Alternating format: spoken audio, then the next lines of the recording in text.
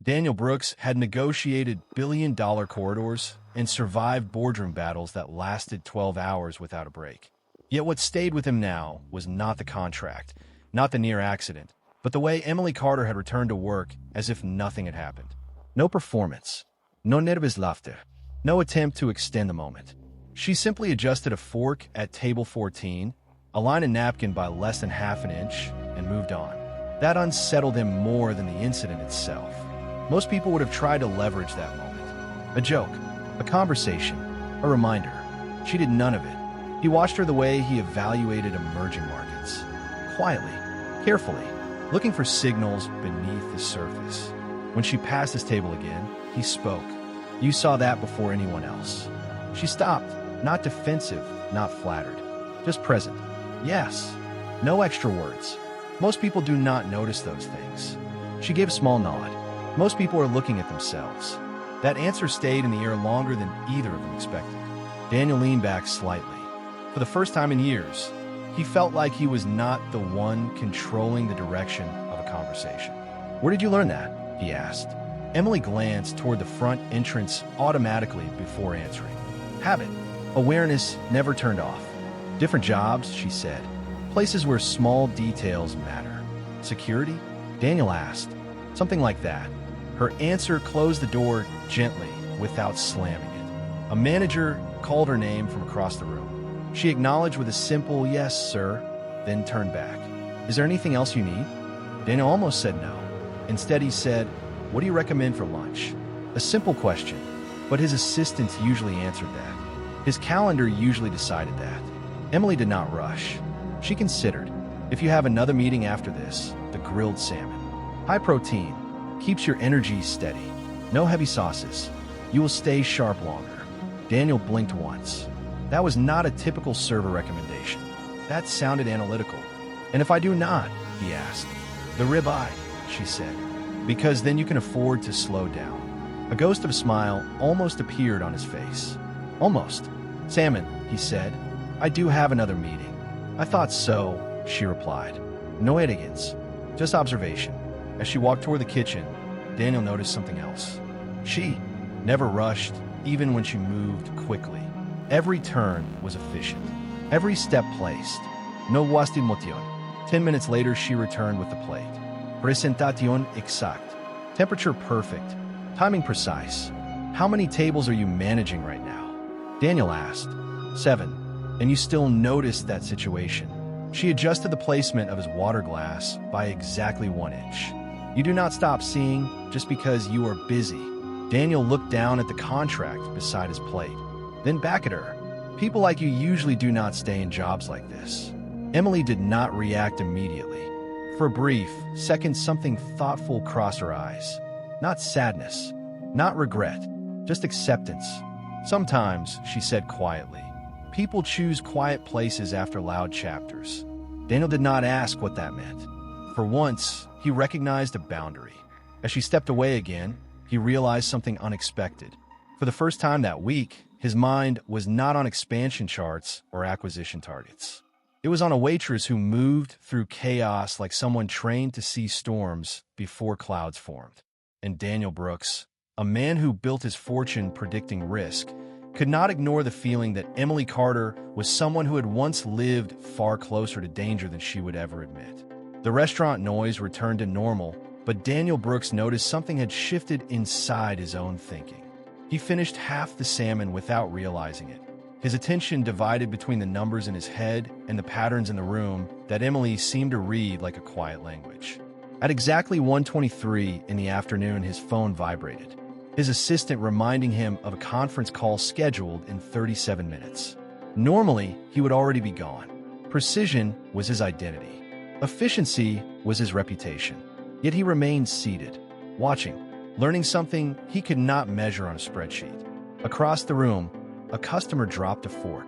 Before the sound fully registered, Emily was already there with a replacement. Not fast, not dramatic, just inevitable. Like gravity, Daniel noticed something else. She always positioned herself where she could see the entrance, the kitchen door, and the main aisle at the same time. Not by accident, by design. When she returned with the check, he spoke again. You plan your positioning. She glanced at the 3 directions he had just mentioned without moving her head. Yes. What? Better reaction time. Daniel tapped the table once with his finger, thoughtful.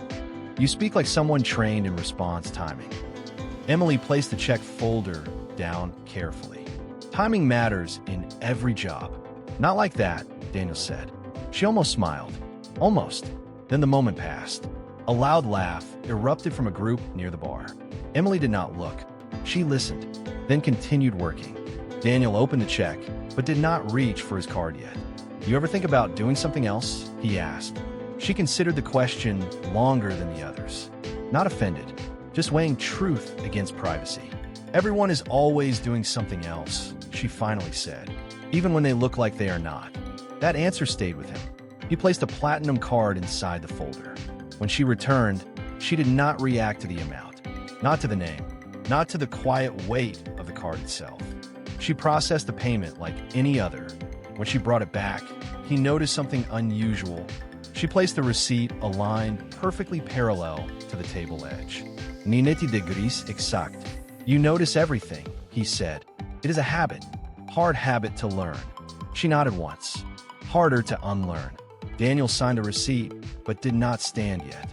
Something told him this conversation was not finished. Emily, he said, reading her name tag for the first time. She paused. Yes. You ever miss it? That was the first question that created silence. Not uncomfortable, just real. Her eyes moved briefly toward the window where winter light reflected off passing traffic. A black SUV, a delivery truck, a yellow taxi, motion, distance, memory. Sometimes, she said, honest, simple. Then she added, but quiet has its own kind of purpose. Daniel nodded slowly. That answer sounded like someone who had traded chaos for control. As he finally stood, he did something none of his executives would have expected. He extended his hand, not as a customer, as an equal. Emily looked at it for half a second, surprised not by the gesture, but by the intention behind it. Then she shook his hand. Firm, professional, no hesitation. Thank you, he said. 2 words he rarely used outside contract closings. She nodded. You are welcome. No ismite, no performance, just closure. Daniel walked toward the exit, his mind already recalculating something he could not yet define. Behind him, Emily returned to clearing table 9, resetting the room. Invisible again. But Daniel Brooks had built an empire by recognizing rare assets early. And as the cold air hit his face outside, one thought stayed with him with unusual certainty. Emily Carter was not where she belonged, and he had the growing suspicion she already knew that. The cold air outside carried the sharp smell of winter steel and traffic exhaust as Daniel Brooks stepped into the back seat of his waiting black sedan. The door closed with a soft engineered thud that usually signaled the end of distractions and the return to control. Office, his driver asked. Daniel did not answer immediately. Through the tinted glass, he could still see the restaurant entrance. People coming in, people leaving, no one noticing the quiet patterns between them. Yes, Daniel finally said. The car pulled into traffic, merging into the slow Manhattan flow, moving at barely 15 miles per hour. Daniel opened his tablet, but did not read. Instead, he replayed details. The way Emily had positioned herself. The way she scanned reflections instead of faces. The way she spoke without trying to impress him. That was the part he could not categorize. Everyone tried to impress him. Investors, founders, politicians, even competitors. But not her. His phone rang. His chief operations officer. Daniel answered. Did the West Coast contract finalize? Yes. Signed 20 minutes ago. Good. A pause. You sound distracted, the voice said carefully. Daniel looked out the window again. I met someone observant today. Silence on the other end. An analyst. A waitress. Another silence. Longer this time. You are serious. Very. Daniel ended the call after a few more routine confirmations, but his mind had already moved elsewhere. 40 minutes later, he walked into the glass tower that carried his name on the lobby directory. Brooks Logistics International. 42 floors. 800 employees. Decisions made here affected supply chains across 3,000 miles. His executive assistant walked beside him immediately. Your 3 o'clock meeting has been moved to 3:15.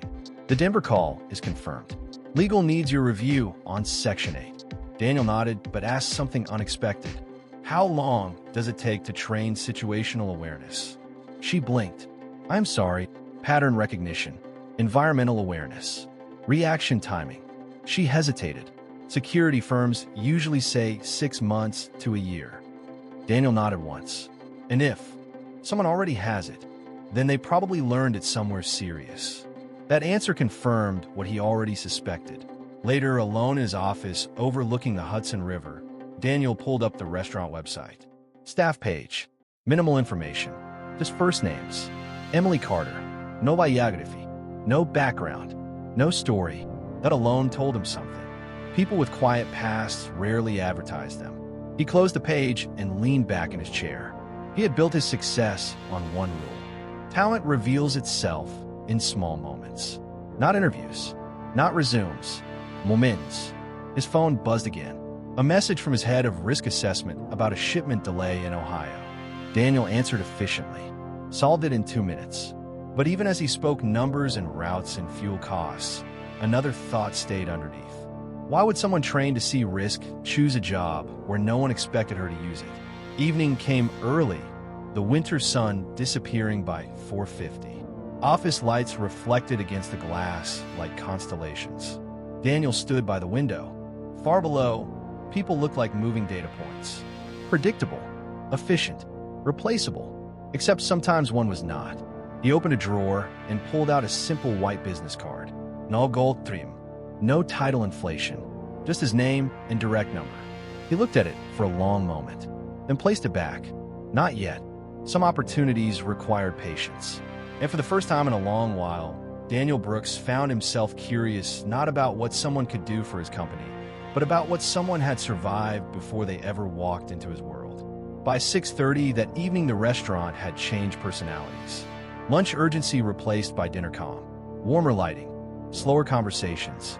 The outside temperature had dropped to 46 degrees, and a thin mist formed on the windows facing the street. Emily Carter tied her apron again with the same precise knot she always used. Double loop. Flat pull. Easy release if needed. Habit. Always habit. The dinner manager handed her the section near the entrance. She did not complain. Positions near entrances gave better sight lines. She preferred that. At 6:42, a family of 4 entered. At 6:47, a couple celebrating an anniversary. At 6:53, a man eating alone with a laptop. Patterns forming. Predictable. At exactly 7:05, the door opened again. Emily noticed the hesitation before. The person stepped inside. Not unusual. People often paused when entering expensive places. But this pause was different. Measuring. Assessing. She noted it without staring. The man chose a table with his back to the wall. Good visibility. Another small detail filed away in her mind. She continued working. 7:18. Drink orders delivered. 7:22. Appetizers served. 7:26. A chair slightly misaligned near the entrance. She corrected it without breaking stride. 7:31. The door opened again. This time she recognized the posture before she recognized the face. Daniel Brooks. No entouraje. No reservación announcement. Just a coat, dark gray, and the same quiet presence he carried earlier. He did not scan the room like someone important.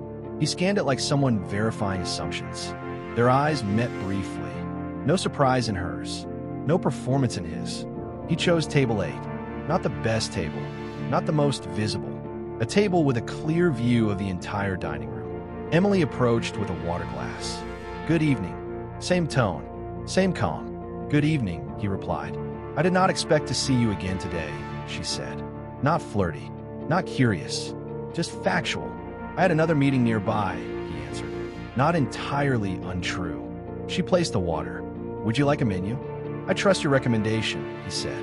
She studied him for half a second, measuring sincerity, then nodded. The chicken with rosemary. Balanced meal. You probably have not eaten properly since noon. Daniel almost laughed. Almost. That obvious? Energy drop shows in the shoulders first, she replied. He realized she was right. He had skipped his afternoon meal. She turned to leave, then paused. Tea, instead of coffee tonight. You will sleep better. Daniel watched her walk away. No attempt to sell. No attempt to impress. Just care expressed through observation. 15 minutes later, she returned with the plate. Perfect timing again. As she set it down, Daniel placed something small beside the edge of the table. A white business card. He did not slide it toward her. He simply placed it there. An option, not pressure. Emily looked at it, then at him. Not impressed, not intimidated, just evaluating. I'm not recruiting you, he said quietly. I'm offering a conversation. She did not touch the card. Not yet. About what? She asked. Daniel answered simply. About why someone trained to see risk chooses to disappear. Silence settled between them. Not uncomfortable, just honest. Finally, she picked up the card. Turn it once. Read nothing aloud. Then placed it into her apron pocket. I do not disappear, she said softly. I just stopped standing where noise lives. Daniel nodded slowly. That answer told him more than any resume ever could. And for the first time that evening, he realized this was not a recruitment. This was the beginning of understanding someone who had already chosen a different definition of success. The dinner hour settled into a steady rhythm, the kind that most people would call calm, but Emily Carter knew was only controlled motion. Calm was never the absence of movement. Calm was understanding it. At 7:58, she noticed Daniel Brooks had barely touched his meal. Not because he disliked it, because he was thinking, placed down between bites. Eyes occasionally shifting to the room instead of the plate. Processing, that was familiar behavior. Food is getting cold, she said quietly as she passed. Daniel looked up, slightly surprised. Occupational hazard, he replied. Thinking too much. Cold food makes thinking worse, she said. Body spends energy reheating instead of focusing. He gave a small nod and took another bite. She was not wrong. A few minutes passed. The restaurant lights reflected softly across glassware. Outside, headlights streaked across wet pavement. Inside, Emily continued her quiet orbit between tables. Then a small disruption. Nothing dramatic. A raised voice near the entrance. A customer frustrated about a delayed reservation. Emily noticed three things immediately. Tight shoulders, quick breathing, hands moving too fast. Not danger, but escalation potential. She moved closer before the manager even reacted. Not inserting herself, just reducing distance. Presence alone often changed outcomes. Her voice remained low. We will have your table ready in 4 minutes, she said. Not apology, not excuse. Certainty. The man exhaled. Shoulders lowered half an inch. Enough. Situation resolved before it could grow. Daniel had watched the entire exchange. When she returned to his table, he spoke. You prevented that from becoming a bigger problem. Emily shook her head slightly. Most problems want to be small. People make them large. Daniel considered that. And you know how to keep them small. She answered simply, I know where they start. Silence again. Comfortable now. He finished the last of his meal. She brought hot tea. Without being asked. Steam rising slowly between them. You read rooms like I read Financial Risk, he said. Patterns repeat, she replied. Different numbers. Same behavior. Daniel leaned forward slightly. You ever consider consulting work? Emily did not answer immediately. She watched the steam from the tea instead. Consulting means going back into noise, she finally said. Noise pays well, Daniel replied. Noise costs more than money, she answered. That answer stayed between them longer than any business proposal could. Daniel did not push. Instead, he asked something different. What made you value quiet so much? Emily adjusted the edge of the tablecloth unconsciously. Perfect alignment again. Her answer came without drama. When you spend enough years where mistakes travel fast, you learn to like places where they travel slow. Daniel did not ask what kind of mistakes. Some questions earned answers only with time. She began to step away, but he said one more thing. If you ever decide you want options, call me. Not a command, not persuasion, just fact. Emily nodded once. Options are different from directions, she said. I only follow my own. Daniel allowed himself a real smile this time. Small, respectful. That is probably why you see things others miss." She did not respond. She did not need to. As she walked back toward the service station, Daniel realized something unexpected. He was not trying to change her path. He was trying to understand how she had built it. And in a world where he was used to buying outcomes, this was the first time in years he was simply willing to wait. By 8:45, the dinner crowd had thinned, replaced by the quieter rhythm of late evening diners and the soft clinking of dessert spoons against porcelain. Emily Carter moved with the same steady focus she had shown since the start of her shift, but something had changed. Not in her movement. In Daniel Brooks. He was still there. Not working. Not checking his phone. Just observing. That alone was unusual. Men like him measure time in dollars per minute. Yet he'd stayed nearly 2 hours. At table 3, a young boy dropped his napkin. Emily replaced it before his mother even noticed. At table 6, a candle burned too low. She replaced it before the flame flickered out. At table 8, Daniel watched quietly, beginning to understand something he had missed earlier. She was not reacting fast. She was preventing slow problems. When she returned to clear his plate, he asked, "Do you ever get tired of watching everything?" She paused, stacking the dishes with careful balance. You do not notice the weight when it becomes normal. Daniel considered that. And when it was not normal, for the first time, she hesitated. Not fear, memory. Then it was heavier, she said. No details, just truth. A few minutes later, the restaurant door opened again. A delivery driver stepped in carrying 2 large insulated bags. New, unfamiliar. He looked uncertain where to go. Emily noticed immediately, not because of the bags, because he stood in the doorway too long. Lost people always did. She approached before confusion turned into disruption. "Pickup counter is to your right," she said gently. The driver smiled in relief. Problem solved in 5 seconds. Daniel leaned back slightly. "You reduce friction," he said. Emily looked at him. Most friction comes from people not knowing where they belong in a moment. That sentence stayed with him.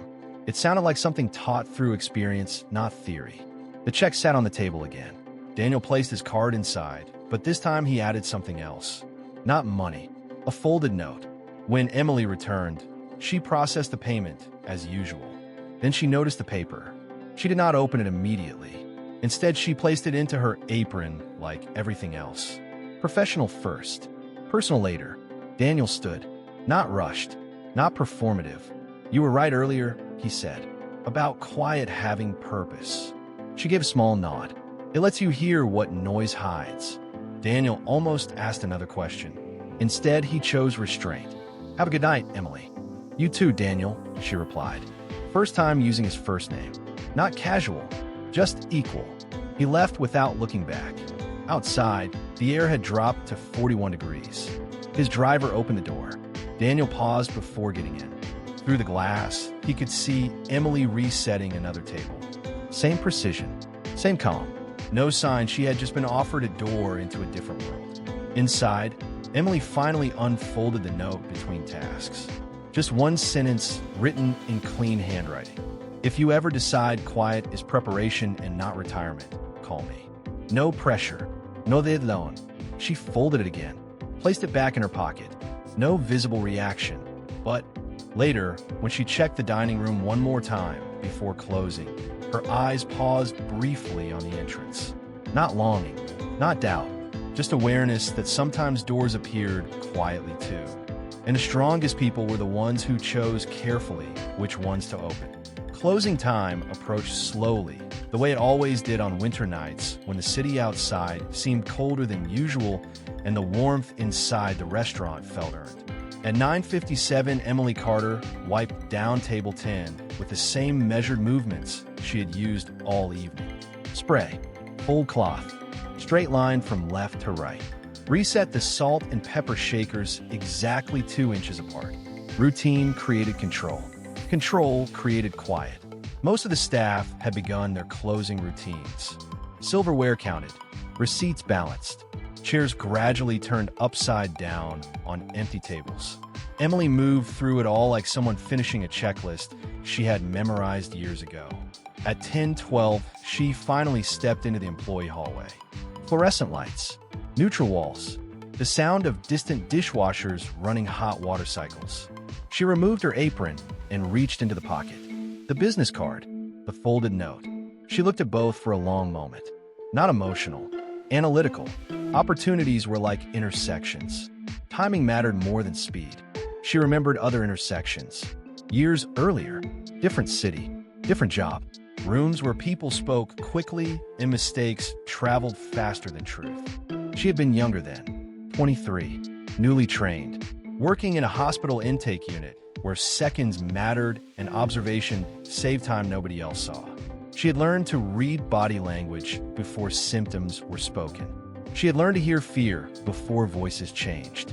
She had learned that prevention rarely received applause because nothing dramatic happened when it worked. She folded the note again carefully. Some skills never left. You just change where you use them. A coworker passed by. "You ever think about management?" he asked casually. Emily gave a polite smile. "I already manage what I need to." He laughed, not understanding, and kept walking. At 10:25, she stepped outside into the cold night air. 39 degrees now. Her breath visible for a second before disappearing. The city noise had softened into late evening traffic and distant sirens. She walked 3 blocks to the subway entrance. Same route every night. Same awareness. Same quiet scanning of reflections in dark windows. Not fear, just habit. On the train platform, she stood where she could see both staircases. Always 2 exits. Always options. The train arrived with a long metallic sigh. She boarded, chose a seat near the door. Not isolated, not crowded, balanced. Across from her, a college student studied notes. Next to her, a construction worker slept lightly. Ordinary lives, ordinary exhaustion. Emily looked down at the card once more. Daniel Brooks. Direct number. No assistant filter. That alone said something. Most powerful people protected access. He had offered it. That meant respect, not control. She did not call. Not yet. Decisions made from impulse rarely lasted. Instead, she placed the card back into her wallet behind her identification. Not rejection, not acceptance, just possibility. As the train moved through dark tunnels toward her stop, Emily allowed herself one small, honest thought. Quiet was not hiding. Quiet was choosing when to step forward. And somewhere across the city, Daniel Brooks was beginning to understand the same thing. Neither of them knew if their paths would cross again, but both understood something simple now. The strongest changes rarely arrived with noise. They arrived when 2 observant people recognized each other without needing to speak loudly at all. 3 days passed before anything changed. Winter mornings came late and gray, the kind that made the city feel quieter between 6 and 8 o'clock. At 7:14 on a Thursday morning, Emily Carter stood behind the restaurant counter preparing coffee for the early regulars. Different crowd. Construction supervisors. Nurses ending night shifts. People who measured success in hours worked instead of deals signed. She liked mornings. Fewer surprises. Cleaner patterns. At 7:22, the door opened and cold air followed someone inside. Emily noticed the posture first. Calm. Intentional. Daniel Brooks. No suit today. Dark wool coat. No announcement. No performance. Just presence. He approached the counter like any other customer. "Good morning," he said. "Good morning," she replied. No surprise in her voice. Only recognition. "Coffee?" she asked. "Black," he said. She poured it without asking size. 12 ounces. He looked like someone who wanted function, not comfort. He placed $5 on the counter. Exact change. No signals of status. Just transaction. She handed him the cup. Their conversation stayed simple. "You were here early," she said. "I wanted to see how you start your day," he answered honestly. She accepted that answer without reaction. "Most days start the same," she said. "That is why they work." Daniel nodded. Consistency builds outcomes. She met his eyes briefly. So does recovery. That word carried weight. He heard it. At a small table near the window, he sat and watched the morning rhythm. Emily greeting each person by name, remembering who needed extra cream, who preferred less talk, who needed encouragement disguised as normal conversation. At 7:40, a delivery arrived. Emily checked the invoice before signing. Not trusting labels, trusting verification. Daniel noticed. At 7:55, a new employee spilled a small amount of coffee near the register. Emily did not correct her publicly. She simply handed her a towel and said quietly, "Slow is smooth. Smooth is fast." Daniel recognized the phrase immediately. Training language, not restaurant language. At 8:10, he approached the counter again. "You were trained somewhere structured," he said. Emily did not deny it. "People do not forget structure," she answered. "They just decide where to use it." Daniel placed something else on the counter. Not a business card this time. A simple envelope. She did not touch it. "Information," he said. "Not an offer. Not a contract. Just information." She studied his face, looking for pressure, finding none. After a moment, she took the envelope and placed it beside the register without opening it. "Information is safe," she said. "Expectations are not." Daniel gave a small nod. "No expectations." He stepped back toward the door, then paused. "You once told me quiet has purpose," he said. "Yes, I think I understand now. Quiet is where people rebuild." Emily considered that, then gave a small approving nod. "And preparation," she added. Daniel smiled slightly. "In preparation." He left without another word. The morning light grew brighter through the window. Emily continued serving coffee. Same calm, same awareness. An hour later, during a slower moment, she opened the envelope. Inside was a single page, a description of a risk analysis position. Flexible hours, observation-based, no management ladder, no noise. At the bottom, one handwritten sentence. "Some people are not meant to climb ladders. They are meant to see the whole building." Emily folded the paper slowly. No ruse, no visible emotion. She placed it back inside, then back to work, because she already knew something Daniel Brooks had just learned. The strongest people do not chase opportunities.